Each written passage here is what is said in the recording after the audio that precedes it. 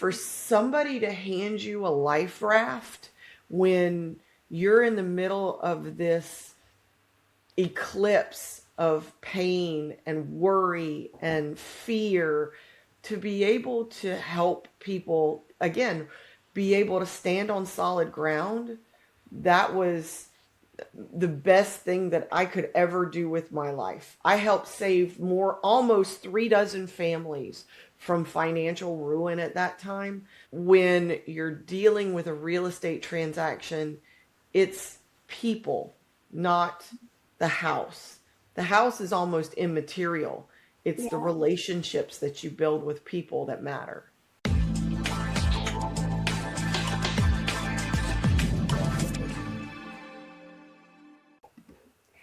Hi everyone. Today we are together and we are starting something brand new. This isn't just another episode. This is episode 1 of the Make Yourself at Home podcast. To open this journey, we are doing something a little different. We are turning the mic from host to the story behind the voice. You have seen her guide buyers through uncertain markets, bring clarity when there's confusion, and challenge the traditional way that real estate has always been done. Today, we are uncovering the story behind the brand, the purpose, the path, and the values that build Make Yourself at Home. The sneakers realtor, the mentor, educator in an industry that often talks fast and explains so little. Dee Brummett, welcome to the guest seat.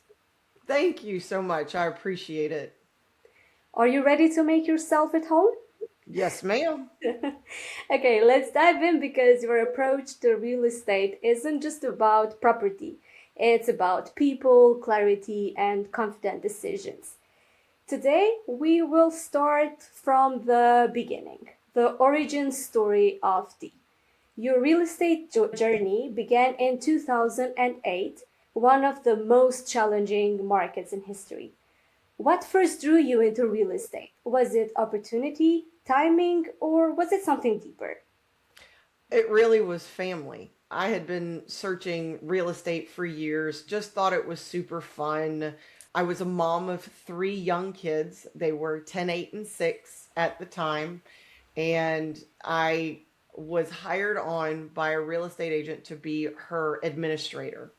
And at that time, she actually introduced me into real estate and said, you really should take the class and get to know everything. So this kind of makes more sense. So all the dots are connected. So I Mhm. took my class and actually passed it.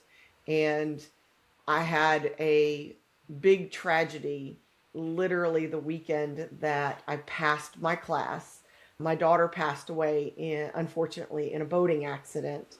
And that's how I started. I had 6 months or so working with a realtor here in the Charlotte metro region and got all my education, and then the world collapsed out underneath me. After going through all of that, it took me about a year to right my world again.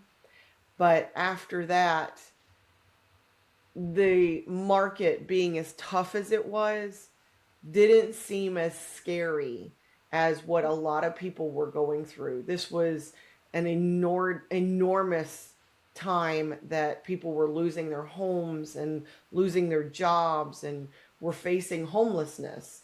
And I thought, if I could make it through losing my child, that this was just something small.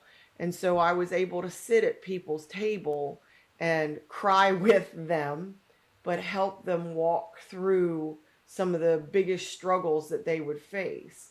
Because even though most people look at it and go, oh, losing a child is the worst thing that you could ever go through, pain is pain. And when you're losing your home, you feel like you're losing everything. So I was able to help people, their ships, get them back to solid ground where they didn't feel like they were sinking. And I know what that feeling is like. Pain always makes us stronger. So, experiencing something like that in the beginning of your career, I believe that made you a strong woman and helped you go through everything. How did this shape the way you serve your clients even today? Do you still think about back then? Oh, yeah. So, being in 2008, you had to learn to pivot. And my entire career has been learning how to pivot because I talk to people. I'm in a office that has people who've been doing this for 30 and 40 years. They're the people with all the experience. And I've been doing this for 18 years. I'll sit with them and they're like, "We've never seen a market like this." And they've been saying that since 2008. So it hasn't changed. Although it's changed, it's been the same message over and over again that they've never seen a market like this. But my daughter, after I passed my class, I had to take my state exam a month later. And I really do feel like my daughter sat with me and goes, "Pick that one, mommy, pick that one." She got me here. And then sitting with people in their homes, learning about short sales is how I first began to learn how to pivot. Because all you learn in the class is the forms. You don't actually learn about real estate. My family has been in construction. My mom constructed huge townhomes and condos in the Isle of Palms area. My brother hung drywall for a living. My dad did that. So I was immersed in construction. So learning real estate, I had all of the building piece behind me, but learning real estate helped me learn how to sell all of this that we built. And then to be able to sit with people who were in the dire straits of financial ruin and go, "Guys, there is a way out of this." And for somebody to hand you a life raft when you're in the middle of this eclipse of pain and worry and fear, to be able to help people again be able to stand on solid ground, that was the best thing that I could ever do with my life. I helped save almost 3 dozen families from financial ruin at that time by helping them get out from under mortgages they couldn't afford, working with banks to help release them from debt that they couldn't take with them, talking them through with attorneys on what was the best thing for their situation, and then being able to learn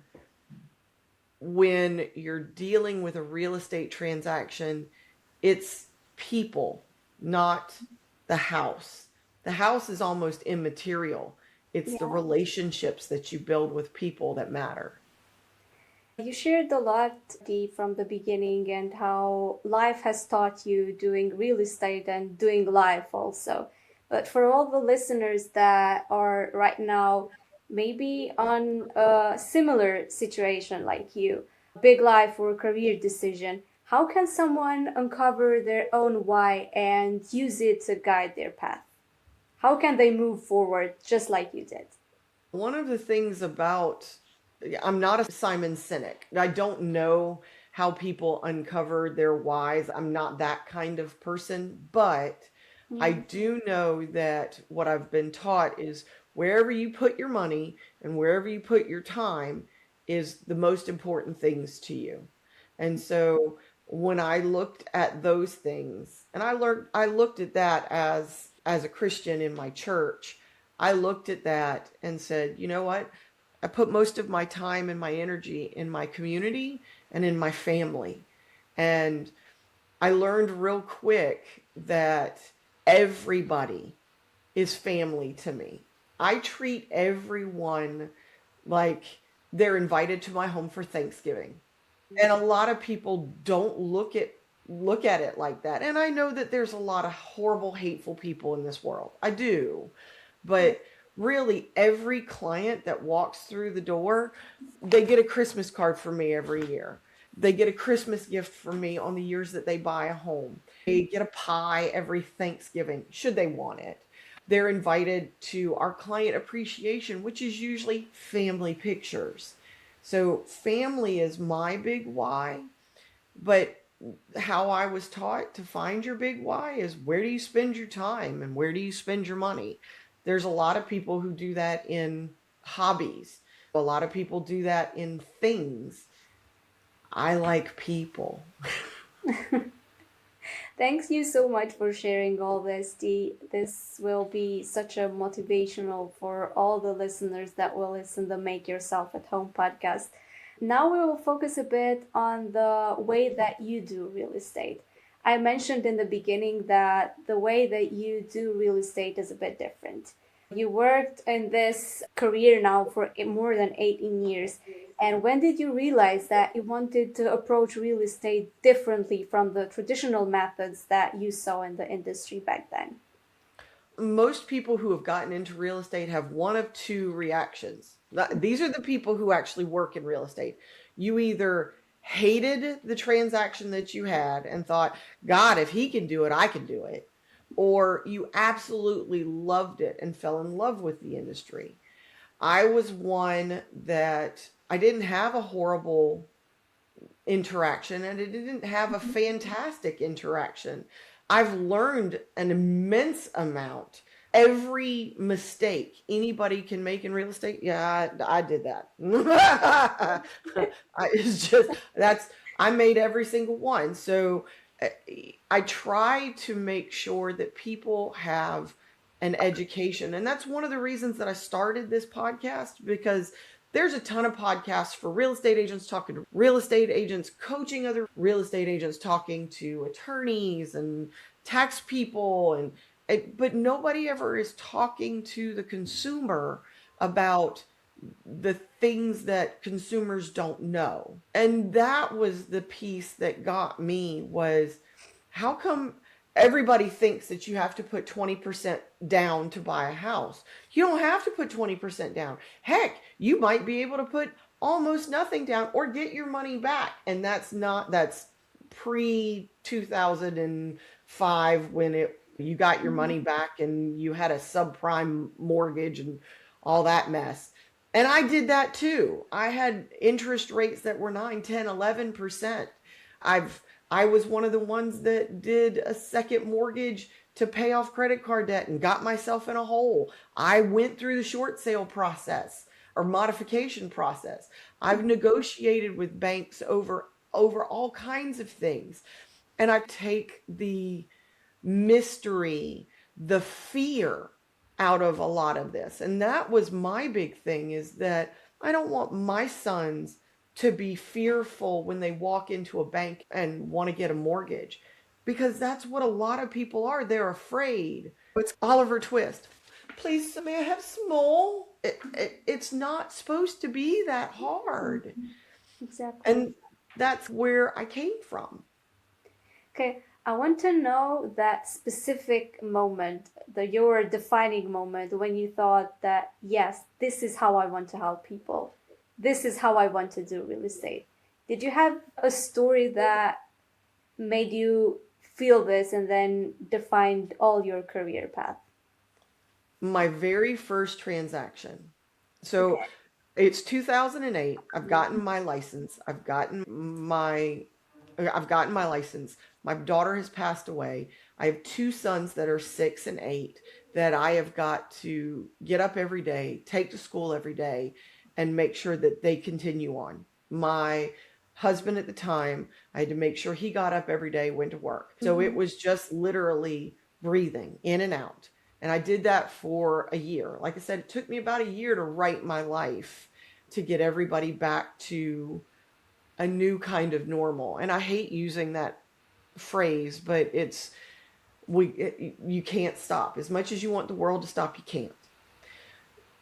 2010 hit, and that was the worst year in Charlotte, because a lot of people work in the banking industry here. Charlotte is the second largest banking city besides New York City. So you've got New York City, and then Charlotte and San Francisco fight for the second spot.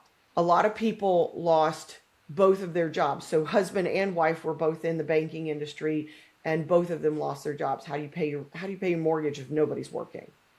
And I started to see a lot of this. One of my friends that I went to church with came to me, and in 2010, I actually went back to work. I went back to work as an administrator. I worked in a chiropractic office. And she came to me and said, Dee, we're going to lose our house. We signed up for a mortgage that's getting ready to triple, and we can't afford that. We're barely making ends meet as it is. And she came to me desperate, and she didn't know anybody else. And I went to one of my colleagues and I went, tell me about this short sale thing. Tell me how this works. Show me what I need to do. And I showed him my friend, and he goes, this is the plan. And he taught me a rough sketch of short sales. And he goes, you're going to bumble your way through this because all of us do. You know, I could have handed it off to him. He goes, no, you need to learn. She's your friend. You can do this. And he was there for me the entire time and taught me how to do a short sale. But I was able to sit with her bank.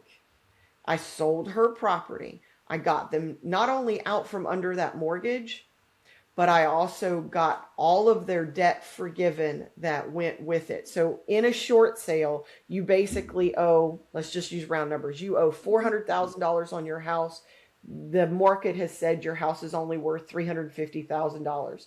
So not only do you have to pay your real estate agent, you're $50,000 in the hole. You have to pay taxes. You have to pay all of those things. You go to the bank and you say, not only are they $50,000 in the hole because the house isn't worth $400,000, they're in it for the 6% commission for both me and the other agent. They're in it for all of their taxes. They're in it for everything. And you're going to the bank and you're basically saying, we're going to surrender the house to you so you can resell it, or we're going to sell it to somebody that's willing to pay you what it's worth. And then that way you actually get to let go of the debt. The mortgage company then has to go, okay, it's going to save us from foreclosing on the property. And then we have to sell it. So we're foreclosing, which costs us $30,000, $40,000. Then we have to sell it, which we have to pay the mortgage, the real estate agent. And we're still paying taxes on all of this. Is it worth letting go of all of that debt and wiping it off of our books? Or do we want to foreclose on it? And that's where a lot of people who had a lot of equity in their home found out that the bank would rather foreclose on their property because they make a lot more. If you have a very small mortgage and the house is worth a lot more than your mortgage, the bank is more willing to foreclose on you because they make more money that way. But in this instance, there was a lot of loss. And I was able to go to the bank and say, they need to get out from this mortgage. I need you to let them out. And we also need to wipe their debt. And the bank agreed with that. They allowed me to speak on their behalf, and we got all of that forgiven. And they were able to move on to a new phase, a new chapter in their life. And they're doing great. They're now in Texas, and they don't have any of the debt that they had from there. And they've been able to dig themselves out of the hole that they were in 2010. Thank you for sharing all these, Dee. You are such an inspiration, and I'm so happy that today is the first episode of a project that will inspire so many people. And they can all see your good energy because you are always such a good energy that you bring a good energy to all of the people that meet you and talk with you. This podcast that we are starting today together, we can see that isn't just about real estate. It's about clarity, comfort, and mostly about helping people to make confident decisions and, most important, making them feel good. What inspired you to start a podcast and name it Make Yourself at Home? And what is the mission that you will be doing with this podcast? The biggest thing about this was to take the fear out of buying a home. I have 4 20-year-old boys. They are 26, 25, 24, and 23. They are getting ready to step into buying their first homes.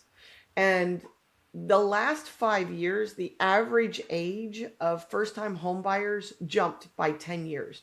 It went from 28 to 38. And a lot of people, my oldest, tells me I'm never going to be able to afford a house. And we talk about that. I'm like, that's not true, because he works in the rental industry. He works in the apartment industry. So he gets a discount on his monthly rent. And it's a pretty hefty discount because that's a benefit for him. So when he looks at how much homes cost, I'm never going to be able to afford that because we get so much off of our rent now. And like I tell him then, I said, that's a fear that you have. And I can sit down with you and show you all the numbers to show you how, yes, you are going to be able to afford this. And like when I was a first-time home buyer, I thought you walk into a mortgage officer's office and you're begging for money. And do they deem you worthy? Man, you want to make yourself feel like crap? That's a way to do it, is to have somebody value you based on your job, your credit score, and how much money you have saved. That's one way to squish a person down real quickly. And my entire life, I have been an encourager. I want to make people feel better.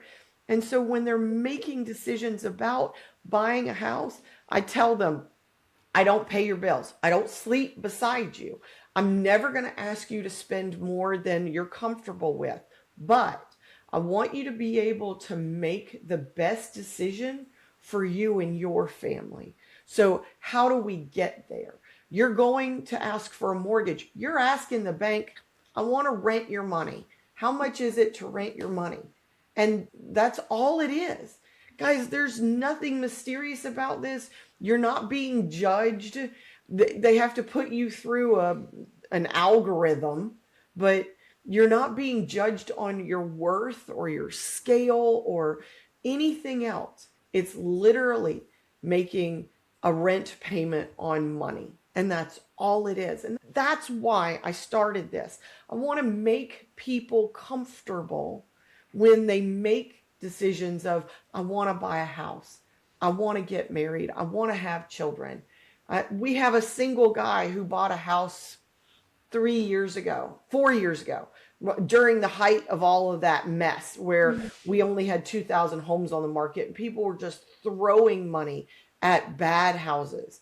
But he bought a home in that time frame, and he's been able to increase his equity by nearly 75%. And he's single. He hasn't gotten to a point where he's ready to get married or have kids, but he's got equity. He's that next step because he didn't have the fear. We were able to demystify this whole transaction. And that's what my hope is. If a listener finishes an episode of your podcast with just one takeaway from that episode or from the whole podcast, what do you hope that lesson is? Oh, I didn't know that for today. Whatever that is, I didn't know that. We've talked to home inspectors, and home inspectors will tell you there's mold in every single house. I didn't know that. Yep, there's mold in every single house. But the question, is it a mold that bothers you? Is it a mold that can cause damage? Or is it just an everyday? Because we live, like the first time you learned that we have bacteria that lives in our eyelashes.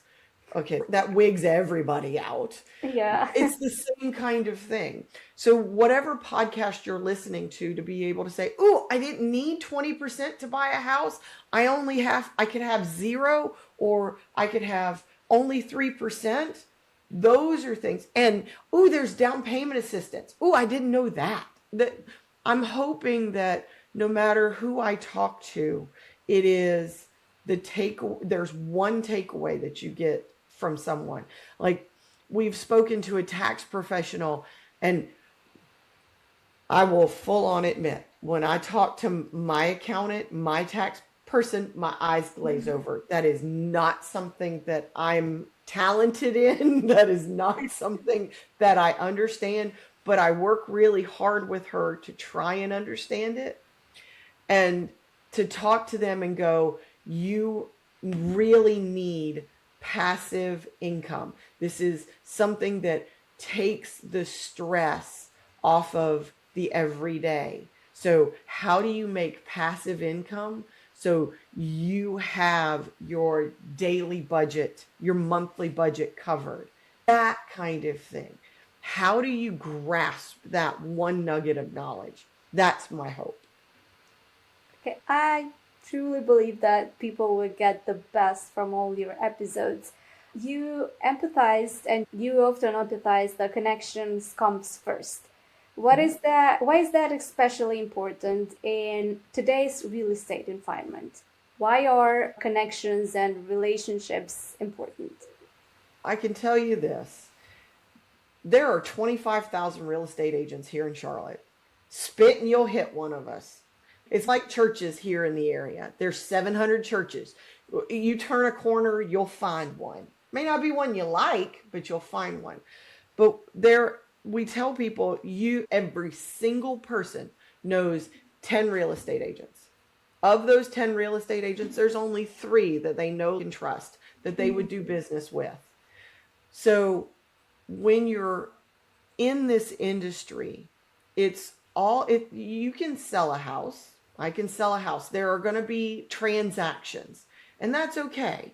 There are going to be times where it's just a transaction, but I like staying connected to people. I like knowing when they're getting married or having babies or getting to watch their babies grow and their babies having babies or their babies buying real estate. In 18 years, I have watched where one of my very first clients she got pregnant not long after they bought their second home. They sold their first home with me, bought their second home, and brought home their daughter. And she's turning 16. And then they had a son, and he's turning 14. And 13 or 14. But then from there to see her get her driver's license and to see her run, I'm invested in most of these people's lives. To watch kids go off to college, to see people be able to take equity out of their house for them to be able to pay for kids' college. When people call me and go, Dee, I lost my job. How do we make our mortgage payment? I'm like, okay, you need to call your mortgage person first. Let's call your mortgager first. Can we put your mortgage on hold so you can live a little bit longer and do not a modification, but be able to put your mortgage on hold? That's possible. You actually can do that in crisis situations. But to know that my client called me first, called his wife, talked to his family, but then called me so we could make a strategy on how do I get through this time? That's an honor I can't pay back because I'm part of your family. I'm part of being able to help your family feel comfortable and make it through this season. And that's why relationships matter to me, because every single time somebody's sitting down at the table closing on a house, it's a fantastic day. Everybody's excited. They're getting ready to move, and moving is the worst part of what I do. Absolutely worst part of what I do. Yeah. I can't help you with that. I've had 6 back surgeries. I can't help you move no matter how much pizza and beer you buy. I can't help you move.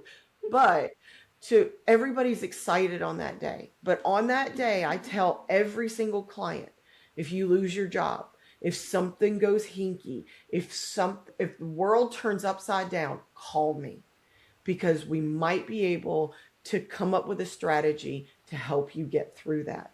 And some of the folks hear me on that. Some of the folks don't. That's okay. I may be a transaction for them. That's all right. But the people who allow me in and allow me to tell them, hey, I'm here no matter what happens. There's no judgment with me, and they take me up on that. That's what matters to me. Relationships are everything to me in this business. It's not sales. For all the listeners that are tuning in this episode, what's one simple practical step that they can take today to build more relationships in their own lives and careers, relationships like those that you just mentioned? What should they do? Because not everyone knows how to build good relationships and relationships that feel like family. We tell all four of our boys the exact same thing. Ask questions about them. Everybody loves to talk about themselves. Everybody does. And all you have to do is stop and ask questions. Ooh, your name's interesting. Where did it come from? What does it mean? What do you do for a living? Oh, that sounds amazing. How did you get into that? You have babies? Do you have pictures? Can I see? Oh, you have fur babies. You've got to have a picture somewhere, please. Ask questions about people. Everybody loves to talk about themselves. So taking the time, and that's the thing, taking the time to hear someone is we're all given seconds in the day. How many seconds do they say that are in a day? 425,600 minutes. That's what it is. That's that song in Rent. 425,600 minutes are in a day. We're all given the exact same amount of time.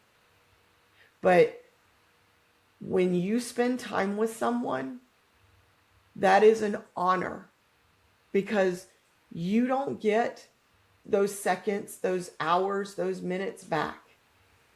My daughter, I would give anything for one more second with her, just one more hug. But for somebody to honor me with their time, because they're never going to get it back, I don't take that for granted. Not one single solitary second do I take for granted. This was such a great and motivational, and also I just wanted to say that you are a blessing to all the people that have you in their life. And I want to ask you one more question. As we launch the first chapter of Make Yourself at Home, what excites you most about the future, personally or professionally? What's that thing? The unknown. A lot of people say that the unknown is scary. I see it as an adventure. Every single day, I get to do something different. Every single day, I get to talk to somebody new. Every single day, I get to open a door to someone and allow them into their most sacred place. And so, thank you so much. I really appreciate it. I've had people tell me that I am an inspiration. I don't see it, but that's because I'm inside this body. But what I do You see are. Dee. is the simple fact that the future, it's going to have some hateful, awful places. It's going to have some spots that I'm not going to want to go back to. But you know what? There's going to be spots that I'm going to hold on to if I get to be old and wrinkly, more wrinkly than I am now. It's those memories, those adventures, those are the things that I look forward to. And that's what I look forward to every single day. I get to wake up and breathe, and I get to start something different. Let's make it cool. Let's make it the best that we can make it. I can already picture everyone just applying that to their own journeys and thinking of your words when they do big decisions and when they meet new people and want to create new relationships. Thank you so much for your time, Dee. Thank you. I so appreciate you, Marigona. Thank you so much. And everybody, just remember, you make a mistake today, you can make another one tomorrow. There's always a chance for something new. Thank you, Dee, and thanks to all the listeners for joining us at the very first episode of Make Yourself at Home. And we hope that Dee's journey inspired you to break patterns and build your own path and make every move with confidence. Subscribe, like, and stay tuned for what's coming next. Thanks for joining me on Make Yourself at Home. I hope you found insights and inspiration to help you navigate your real estate journey with confidence. Don't forget to follow, subscribe, and share this show with your friends because everyone deserves to feel at home. Until next time, stay informed, stay empowered, and keep making moves that matter.